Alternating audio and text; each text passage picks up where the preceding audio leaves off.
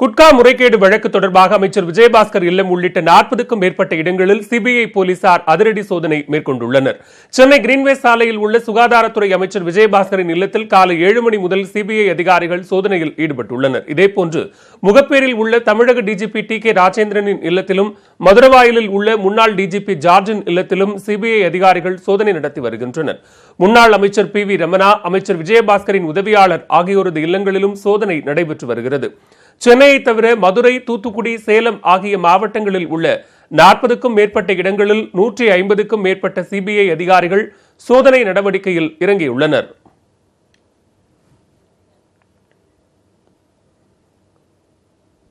அமைச்சர் விஜயபாஸ்கர், காவல்துறை முன்னாள் இந்நாள் அதிகாரிகள் வீடுகளில் சிபிஐ அதிகாரிகள் அதிரடி சோதனை நடத்துவதற்கான பின்னணி என்ன என்பதை இப்போது பார்க்கலாம். தமிழகத்தில் தடை செய்யப்பட்ட குட்கா, பான் மசாலா உள்ளிட்ட போதைப் பொருட்கள் முறைகேடாக விற்பனை செய்யப்பட்டு வந்தது. அரசு அதிகாரிகள் லஞ்சம் பெற்றுக்கொண்டு குட்கா ஆலைகளுக்கு அனுமதி அளித்துள்ளதாக எழுந்த புகார்.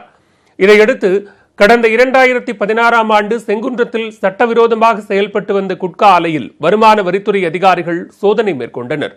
சோதனையின் போது ஆலை உரிமையாளர் மாதவராவிடமிருந்து கைப்பற்றப்பட்ட டைரியில் யார் யாருக்கு எவ்வளவு லஞ்சப்பணம் கொடுக்கப்பட்டது என்ற குறிப்பு இருந்ததாக கூறப்படுகிறது. லஞ்சம் பெற்றவர்களின் பெயர் பட்டியலில் அமைச்சர் விஜயபாஸ்கர், காவல்துறை அதிகாரிகள் உள்ளிட்ட 23 அதிகாரிகளின் பெயர்கள் இருந்ததாக தெரிகிறது. இது தொடர்பாக சிபிஐக்கு உத்தரவிட வேண்டும் என்று எதிர்க்கட்சிகள் வலியுறுத்தியதை அடுத்து சிபிஐ விசாரணைக்கு உயர்நீதிமன்றம் உத்தரவிட்டது. இதையடுத்து வழக்கு பதிவு செய்து விசாரணை நடத்தி வந்த சிபிஐ அதிகாரிகள் தற்போது அதிரடி சோதனையில் இறங்கியுள்ளனர்.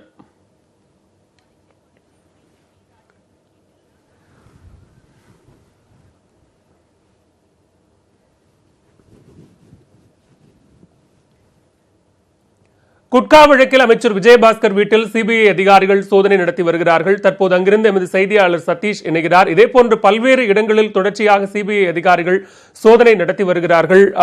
நம்முடைய செய்தியாளர்கள் சதீஷ், தமிழரசி மற்றும் கோகுல் ஆகியோர் இணைந்து கள தகவல்களை வழங்க இருக்கிறார்கள். முதலாவதாக சதீஷ், இந்த சோதனையில் எத்தனை அதிகாரிகள் ஈடுபட்டிருக்கிறார்கள்? என்ன மாதிரியான சோதனைகள் நடைபெற்றுக் கொண்டிருக்கிறது?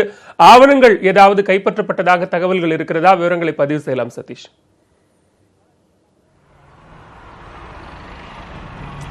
நிச்சயமாக இந்த சோதனையை பொறுத்தவரையில் ஏற்கனவே அந்த குட்கா நிறுவனத்தில் கைப்பற்றப்பட்ட அந்த டைரியில் இவர் பெயர் இருந்ததால் வருமானத்துறை அதற்கு பின்பாக நடத்திய சோதனையில் கைப்பற்றப்பட்ட ஆவணங்களின் அடிப்படையில் தற்போது இந்த சோதனையானது நடைபெற்று வருகிறது.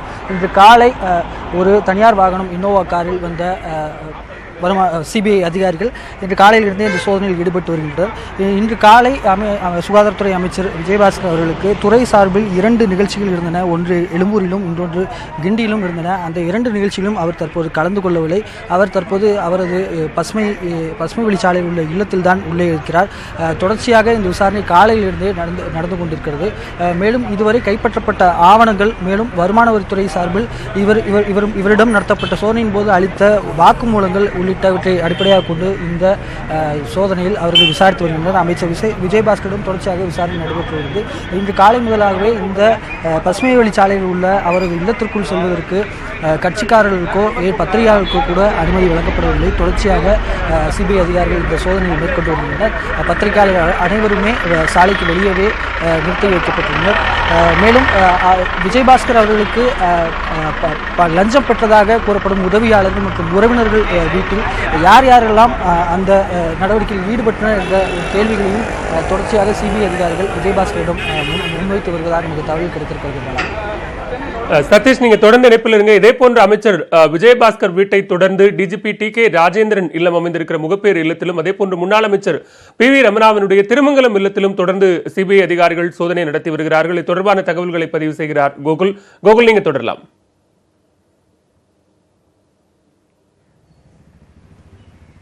நிச்சயமா பாலா, அதாவது நம்ம இருக்கக்கூடிய இடம் முன்னாள் அமைச்சர் பி.வி. ரமணாவுடைய இல்லம்.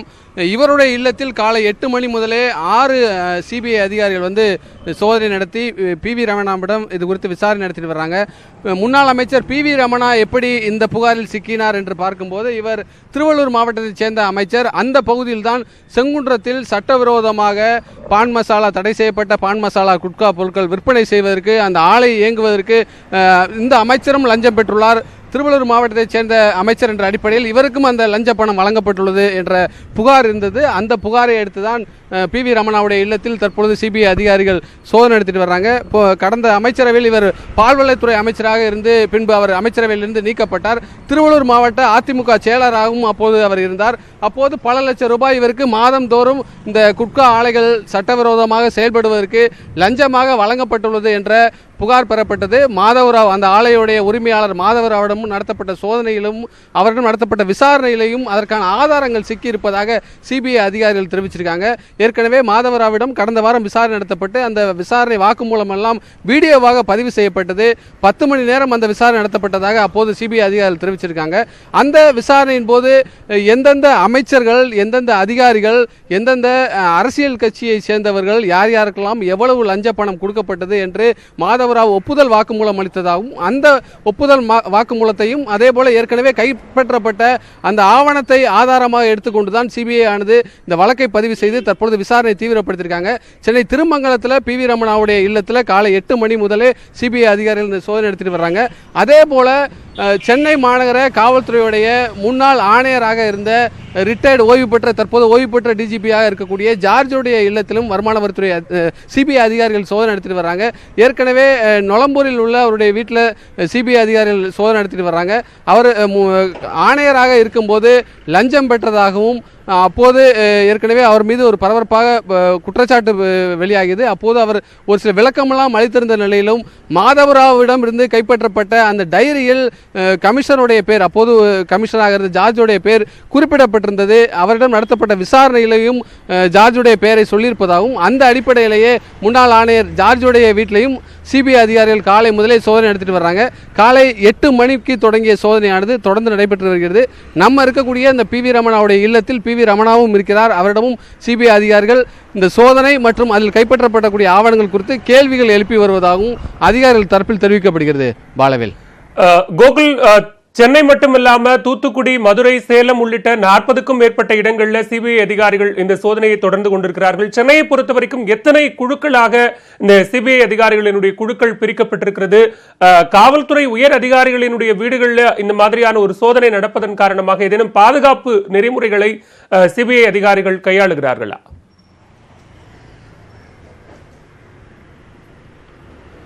நிச்சயமா பாலவேல், அதாவது தமிழகம் முழுவதுமே சென்னை மற்றும் தூத்துக்குடி, மதுரை உள்ளிட்ட 40 இடங்களில் CBI அதிகாரிகள் இந்த சோதனை நடத்திட்டு வர்றாங்க. 150க்கும் மேற்பட்ட அதிகாரிகள் இந்த சோதனையில் ஈடுபட்டுள்ளார்கள். சென்னையில் மட்டும் சுமார் 30 இடங்களில் இந்த CBI அதிகாரிகளுடைய சோதனையானது காலை முதலே நடைபெற்று வருகிறது. குறிப்பாக அமைச்சர் விஜயபாஸ்கர், தற்போதைய DGP TK ராஜேந்திரன், முன்னாள் காவல் ஆணையர் ஜார்ஜ், முன்னாள் அமைச்சர் PV ரமணா உள்ளிட்ட முக்கிய அதிகாரிகள், பிரமுகருடைய வீடுகளெல்லாம் சோதனைக்கு உள்ளாக்கப்பட்டுள்ளது. இந்த சோதனையில் பல பிரச்சனைகள் வரக்கூடும் என்பதற்காகவே, ஆனால் தமிழக அரசை சேர்ந்த அதிகாரிகள் என்பதால் CBI அதிகாரிகள் எந்தவித முன்னறிவிப்பும் காலையில் தெரிவிக்கவில்லை. ஆனால் சோதனை தொடங்கிய பின்பு அந்தந்த காவல் எல்லைக்குட்பட்ட காவல் அதிகாரிகளிடம் தெரிவிச்சிருக்காங்க. குறிப்பாக அமைச்சர் விஜயபாஸ்கருடைய வீட்டில் காவல்துறையோட பாதுகாப்பு போடப்பட்டுள்ளது. நுழைவாயிலில் யாரும் உள்ளே அனுமதிக்கப்படவில்லை. பத்திரிகையாளர்களோ வேறு யாருமோ அவருடைய வீட்டிற்குள் செல்வதற்கு அனுமதிக்கப்படவில்லை. அதே போல DGP ராஜேந்திரனுடைய வீட்டு முன்பும் காவல்துறையுடைய பாதுகாப்பு போடப்பட்டுள்ளது. நம்ம இருக்கக்கூடிய முன்னாள் அமைச்சர் PV ரமணாவுடைய இல்லத்தில் சற்று முன்பு ஒரு காவல்துறையுடைய ரோந்து வாகனம் நிறுத்தப்பட்டிருந்தது. இதுபோன்று சோதனை தொடங்கிய பின்பு பாதுகாப்பு கருதி CBI அதிகாரிகள் அந்தந்த காவல் எல்லைக்குட்பட்ட காவல் அதிகாரிகளுக்கு தகவல் தெரிவிக்கப்பட்டதாக கூறப்படுகிறது. இந்த CBI சோதனையானது காவல்துறை அப்போதைய கமிஷனர் முதற்கொண்டு அப்போது கமிஷனர் இருந்த ஜார்ஜ் உள்ளிட்ட உதவி ஆணையர்கள் வரை, காவல் ஆய்வாளர்கள் வரை, மேல்மட்டத்திலிருந்து கீழ்மட்ட காவல் அதிகாரிகள் வரை அப்போது லஞ்சம் பெற்றதாக ஒரு குற்றச்சாட்டு எழுந்தது. அந்த குற்றச்சாட்டின் அடிப்படையிலேயே 40 இடங்களில் இந்த சோதனையை CBI அதிகாரிகள் ஒரே நாளில் நடத்திட்டு இருக்காங்க. இந்த சோதனைக்கு பின்பு பல முக்கிய ஆவணங்கள் இந்த வழக்கில் கைப்பற்றப்பட வாய்ப்பு இருக்கிறது. இந்த வழக்கானது அடுத்த கட்ட நகர்வுக்கு செல்ல உள்ளது. குறிப்பாக இதில் எவ்வளவு ஆவணங்கள் கைப்பற்றப்படுகிறதோ அந்த அடிப்படையில் கேள்விகளை எழுப்புவதற்காக விரைவில் இவர்களுக்கெல்லாம் சம்மன் அனுப்பப்படும். அந்த சம்மன் அடிப்படையில் விசாரணைக்கு இவர்கள் ஆஜராகும் போது அடுத்த கட்டமாக கைது நடவடிக்கை இருப்பதற்கு கூட வாய்ப்பு இருப்பதாகவே CBI அதிகாரிகள் தரப்பில் தெரிவிக்கப்படுகிறது. நிச்சயமாக நீங்க தொடர்ந்து நினைப்பில் இருங்க. அடுத்ததாக முகப்பேரில் உள்ள DGP TK ராஜேந்திரன் இல்லத்திலும் CBI அதிகாரிகள் சோதனை நடத்தி வருகிறார்கள். இது தொடர்பான தகவல்களை வழங்குவதற்காக அங்கிருந்து இணைகிறார் எமது செய்தியாளர் தமிழரசி. தமிழரசி, நீங்க தொடரலாம்.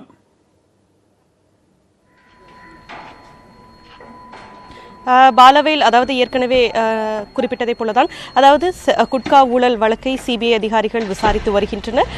ஏற்கனவே குட்கா கிடங்கு அதிபர் மாதவராவ் அளித்த வாக்குமூலத்தின் அடிப்படையில் தற்போது தமிழக சுகாதாரத்துறை அமைச்சர் விஜயபாஸ்கர், முன்னாள் காவல் ஆணையர் ஜார்ஜ், டிஜிபி ராஜேந்திரன் உள்ளிட்ட 40க்கும் மேற்பட்ட வீடுகளில் தற்போது சோதனையானது மேற்கொள்ளப்பட்டு வருகிறது. நாம் தற்போது மேற்கு முகப்பேரில் இருக்கக்கூடிய டிஜிபி ராஜேந்திரன் வீட்டில் இருக்கிறோம். இங்கு இன்று காலை முதல் 8 மணி முதல் இங்கு சிபிஐ அதிகாரிகள் விசாரித்து வருகின்றனர். ஒரு எஸ்பி தலைமையில், லஞ்ச ஒழிப்புத்துறை எஸ்பி தலைமையில் 10 அதிகாரிகள் கொண்ட குழு இந்த விசாரணையில் ஈடுபட்டு வருகிறது. இன்று காலை மொத்தம் 3 வாகனங்களில் வந்த அதிகாரிகள் இன்று காலை முதலே விசாரணை மேற்கொண்டு வருகின்றனர். இங்கு டிஜிபி ராஜேந்திரன் வீட்டில் இருக்கிறார். அவர் இங்கு அதிகாரிகள் முன்வைக்கக்கூடிய, சிபிஐ அதிகாரிகள் முன்வைக்கக்கூடிய கேள்விகளுக்கு பதிலளித்து வருவதாக கூறப்படுகிறது. ஏற்கனவே கிடைக்கப்பெற்ற வாக்குமூலம் மற்றும் ஆதாரத்தின் அடிப்படையில் இந்த வழக்கில் இவருக்கு எப்படி தொடர்பு இருக்கிறது, அதற்கான ஆவணங்கள் ஏதேனும் கிடைக்குமா என்ற அடிப்படையில் இங்கு சோதனையானது மேற்கொள்ளப்பட்டு வருகிறது. தொடர்ந்து இங்கு போலீஸ் பாதுகாப்பும் கொடுக்கப்பட்டிருக்கிறது. தமிழகத்தில் டிஜிபி ஒருவருடைய வீட்டில் இது முதல் முறையாக இவ்வாறு சோதனை நடத்தப்படுவதாகவும் கூறப்படுகிறது. பாலவேல், நிச்சயமாக குட்கா ஊழல் முறைகேடு புகார் தொடர்பாக உயர்நீதிமன்றம் சிபிஐ விசாரணைக்கு உத்தரவிட்டதில் தொடங்கிய சிபிஐ தன்னுடைய விசாரணையை வேகப்படுத்தி இருக்கிறது. அந்த வகையில் இன்றைக்கு தமிழகத்தில் சுகாதாரத்துறை அமைச்சர், டிஜிபி மற்றும் முன்னாள் காவல் ஆணையர், காவல்துறை அதிகாரிகள் என அனைத்து தரப்பினரிடமும் 40க்கும் மேற்பட்ட இடங்களில் சிபிஐ அதிகாரிகள் சோதனை நடத்தி வருகிறார்கள். அமைச்சர் விஜயபாஸ்கரின் இல்லம், அதே போன்று முன்னாள் அமைச்சர் PV ரமணாவின் இல்லம், டிஜிபி TK ராஜேந்திரன் இல்லத்திலிருந்து செய்திகளை வழங்கிய சதீஷ், கோகுல், தமிழரசி மூவருக்கும் நன்றி. மறைந்த முன்னாள் முதலமைச்சர் கருணாநிதி மறைந்து 30ஆம் நாளையொட்டி அவரது நினைவிடத்திற்கு தனது ஆதரவாளர்களுடன் அழகிரி பேரணி செல்கிறார்.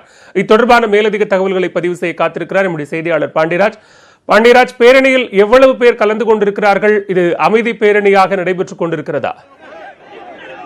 பாலவேல், நிச்சயமாக கிட்டத்தட்ட 10,000க்கும் அதிகமான முக அழகிரியின் ஆதரவாளர்களுடன் அழகிரி மற்றும் அழகிரியினுடைய மகள் கயல்வெளி மற்றும் முன்னாள் மதுரை மேயருடைய துணை மேயர் மற்றும் தேன்மொழி கோபிநாதன் மற்றும் மன்னன் உள்ளிட்ட 10,000க்கும் அதிகமானோர் தற்பொழுது மெரினா கடற்கரை நோக்கி வந்து கொண்டிருக்கின்றனர்.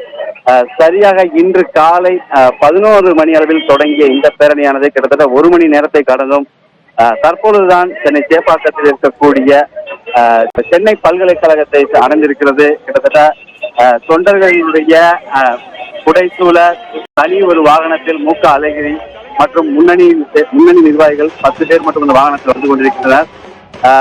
அழகிரி தெரிவித்திருந்த போதே இது அமைதி பேரணி என்று தெரிவித்திருந்தார். இருந்தாலும் திமுகவினுடைய முன்னாள் மத்திய அமைச்சர் அழகிரியினுடைய ஆதரவாளர்கள் சற்று உற்சாக பெருக்குடன் தற்பொழுது தங்களுடைய தலைவரை அழைத்து வந்து கொண்டிருக்கின்றனர். நாம் ஏற்கனவே சொன்னது போல அவர்கள் தெரிவித்திருந்தது 1 லட்சம் பேர் பங்கேற்பார்கள் என்று தெரிவித்தார்கள். கிட்டத்தட்ட 10,000க்கும் அதிகமான தொண்டர்களுடன் கிட்டத்தட்ட 1 மணி நேரமாக தற்பொழுது வாலாஜா சாலையில் வந்து கொண்டிருக்கிறார் அழகிரி. அவர்கள் தெரிவித்திருந்தது அந்த அமைதி பேரணி. ஆனால் அமைதி பேரணி சற்று அந்த அமைதி பேரணி விலகினாலும் கூட மேலதாளங்கள் முழங்க தொண்டர்களினுடைய உற்சாக குரலில் விசில் சத்தங்களினுடைய முழக்கங்களோடு தற்பொழுது காமராஜர் சாலையை அடைய இருக்கிறார் அழகிரி. பாலவேல், பாண்டியராஜ், 10,000க்கும் அதிகமானோர் என்கிற போது வரக்கூடிய சாலைகள் அனைத்துமே முக்கியமான சாலைகள். இதில் போக்குவரத்து மாற்றங்கள் என்ன செய்யப்பட்டிருக்கிறது? காவல்துறையினருடைய கெடுபிடி அல்லது பாதுகாப்பு என்பது எந்த அளவுக்கு இருக்கிறது? பாலவேல், இன்று காலை 8 மணி முதலே சென்னை வாலாஜா சாலைக்கு அழகிரியினுடைய ஆதரவாளர்கள் வர தொடங்கிவிட்டனர். கிட்டத்தட்ட 10,000க்கும் அதிகமானோர் படிப்படியாக இந்த பகுதிக்கு வந்ததை தொடர்ந்து வாலாஜா சாலையினுடைய போக்குவரத்தானது காலையில் ஒரு வழிப்பாதையாக மாற்றம் செய்யப்பட்டிருந்தது. அதனைத் தொடர்ந்து அந்த ஒரு வழிப்பாதையும் பேரணி தொடங்கியதிலிருந்து தற்பொழுது 2 வழிப்பாதைகளிலும் முடங்கிவிட்டது. என தொண்டர்களுடைய எண்ணிக்கை அதிகரித்தது. காவல்துறையினுடைய கணக்கு கிட்டத்தட்ட 5,000 முதல் 7,000 பேர் கூடுவார்கள் என்ற கணக்கிட்டு வந்தனர். ஆனால் 10,000க்கும் அதிகமான இந்த பகுதியில் கூடியதால் இந்த வாலாஜா சாலையில் இருக்கக்கூடிய அந்த போக்குவரத்து 2 வழிப்பாதை முதலில் 1 வழிப்பாதையாக மாற்றம் செய்யப்பட்டிருந்தது. வடக்கு இணை ஆணையர் அன்பு தலைமையில் கிட்டத்தட்ட 500க்கும் மேற்பட்ட போலீசார் இந்த பகுதியில் பாதுகாப்பு பணியில் ஈடுபட்டிருந்தாலும் கூட தொண்டர்களுடைய கட்டுக்கடங்காத கூட்டத்தின் காரணமாக அந்த ஒரு வழிப்பாதையும் முற்றிலுமாக தடுக்கப்பட்டு தற்பொழுது இருவழி பாதையுமே தொண்டர்களுடைய பாதையாக மாற்றப்பட்டிருக்கிறது. தற்பொழுது அழகிரியினுடைய அந்த பேரணியானது சென்னை காமராஜர் சாலையை இன்னும் சில நொடிகள் அடைய இருக்கிறது. அதன் காரணமாக சென்னை காமராஜர் சாலையிலும் போக்குவரத்தானது தடைப்பட்டிருக்கிறது. நாம் முன்னமே குறிப்பிட்டது போல வடக்கினுடைய இணை ஆணையர் அன்பு தலைமையில் கிட்டத்தட்ட 500க்கும் மேற்பட்ட போலீசார் இந்த பகுதியில் பாதுகாப்பில் ஈடுபட்டுக் கொண்டிருக்கின்றனர். போக்குவரத்தானது முற்றிலுமாக மாற்றிவிடப்பட்டிருக்கிறது இந்த பகுதியில். பாலவேல், முன்னாள் முதலமைச்சர் கருணாநிதியின் மகன் அழகிரி தனது ஆதரவாளர்களுடன் கருணாநிதியின் நினைவிடம் நோக்கி அமைதி பேரணியாக சென்று கொண்டிருக்கிறார். 10,000க்கும் அதிகமான அழகிரியினுடைய ஆதரவாளர்கள் இந்த பேரணியில் பங்கேற்றிருக்கிறார்கள். இது தொடர்பான விரிவான தகவல்களை வழங்கியமைக்கு நன்றி பாண்டியராஜ். ஊழல் குற்றச்சாட்டுக்கு ஆளான அமைச்சர் விஜயபாஸ்கர் மீது நடவடிக்கை எடுத்தால் கட்சி ஆட்சி கலைந்துவிடும் என்று அதிமுக தலைமை பயப்படுவதாக தங்க தமிழ்ச்செல்வன் குற்றம் சாட்டியுள்ளார். நீக்க சொல்லிதானே சொல்றோம், பொதுமக்கள் சார்பாவே சொல்றோமே. அவர் மேல குற்றச்சாட்டு இருக்கு, அவரை நீக்குங்கன்னு தானே சொல்றோம். நீக்கிறதுக்கு நடவடிக்கை எடுக்க பயக்கிறாங்க, அவ்வளவுதான். என்ன காரணமா இருக்கும்? காரணம் அரசு டிசால்வ் ஆகுன்ற பயம். இவங்களுக்குள்ளே ஸ்பிளிட் ஆகி உடஞ்சிருவாங்க நடவடிக்கை எடுத்தா. அதனால எவ்வளவு தள்ளி போக முடியுமா தள்ளி போட்டும்ன்றாங்க. பார்ப்போம். அமைச்சர் விஜயபாஸ்கர் மற்றும் அவரோடு தொடர்புடையோரின் வீடுகளில் வருமான வரி சோதனை நடைபெற்று வரும் நிலையில் அமைச்சர் விஜயபாஸ்கரை நீக்க தயக்கம் காட்டுவது ஏன் என்று பாமக நிறுவனர் ராமதாஸ் ட்விட்டரில் பதிவிட்டுள்ளார். பெட்ரோல் டீசல் விலை உயர்வை மத்திய அரசுதான் குறைக்க வேண்டும் என்று மீன்வளத்துறை அமைச்சர் ஜெயக்குமார் தெரிவித்துள்ளார். சென்னை துறைமுகத்தில் செய்தியாளர்களை சந்தித்த அவர் இதனை தெரிவித்தார். பெட்ரோல் டீசல் விலையை பொறுத்தவரை மத்திய அரசு குறைக்க வேண்டும், மத்திய அரசு குறைக்க வேண்டும். அதுதான் அனைத்து இந்திய அண்ணா திராவிட முன்னேற்ற கழகத்தின் நிலைப்பாடு. எனவே ஒரு லிட்டருக்கு 16 ரூபாய் எக்ஸைஸ் டியூட்டி வாங்குறாங்க. அவங்க அந்த 16 ரூபாய் அவங்க 8 ரூபாய் ஆக்கலாம். ஆனால் அவங்களுக்கு வேரியஸ் சோர்சஸ் இருக்கு டாக்ஸை ரைஸ் பண்ணுறதுக்கு. ஆனால் ஸ்டேட்டை பொறுத்தவரை லிமிடெட் சோர்ஸ் தான். அதனால் ஸ்டேட்டுக்கு வாய்ப்பு இல்லை எக்ஸைஸை கம்மி பண்ணுறதுக்கு, வேட்டை கம்மி பண்ணுறதுக்கு. ஏன்னா நீங்கள் அளிக்கிற டாக்ஸு உங்களுக்கே நாங்கள் அதை திருப்பி செலுத்துகின்ற ஒரு நிலை அந்த வேட் மூலமாக தான் வருது. சத்துணவு முட்டை கொள்முதல் தொடர்பாக தமிழக அரசு பிறப்பித்த புதிய டெண்டரை நிறுத்தி வைத்து சென்னை உயர்நீதிமன்றம் உத்தரவிட்டுள்ளது. சத்துணவு திட்டத்தின் கீழ் நாள் ஒன்றுக்கு 48 லட்சம் முட்டைகள் கொள்முதல் செய்வதற்கான டெண்டர் கோரி கடந்த மாதம் 20ஆம் தேதி தமிழக அரசு அறிவிக்கை வெளியிட்டது. இந்த டெண்டரில் வெளிமாநில கோழி பண்ணைகள் பங்கு பெறுவதை தடை செய்தும் தமிழகத்தை 6 மண்டலங்களாக பிரித்து மண்டல வாரியாக ஒப்பந்த புள்ளிகள் சமர்ப்பிக்க வேண்டும் என்றும் தெரிவிக்கப்பட்டது. இதனை எதிர்த்து கரூரைச் சேர்ந்த வாசுகி கோழி பண்ணை உள்ளிட்ட 4 பண்ணைகளின் சார்பில் வழக்கு தாக்கல் செய்யப்பட்டது. அதில் அரசின் புதிய முடிவால் தனியார் கோழி பண்ணைகள் பாதிக்கப்படும் என்று கூறப்பட்டது. அதே நேரத்தில் இடைத்தரகர்களை தவிர்ப்பதற்காகவும் ஆரோக்கியமான போட்டிக்காகவுமே புதிய விதிமுறைகள் விதிக்கப்பட்டதாக அரசு தரப்பில் தெரிவிக்கப்பட்டது. இந்த வழக்கு இன்று நீதிபதி ஆர் மகாதேவன் முன்பு விசாரணைக்கு வந்தபோது பதில் மனு தாக்கல் செய்வதற்கு தமிழக அரசின் சார்பில் அவகாசம் கோரப்பட்டது. இதையடுத்து டெண்டர் நடவடிக்கைகளை செப்டம்பர் 20ஆம் தேதி வரை நிறுத்தி வைப்பதற்கு உத்தரவிட்ட நீதிபதி பதில் மனு தாக்கல் செய்வதற்கு தமிழக அரசுக்கு அனுமதி வழங்கினார்.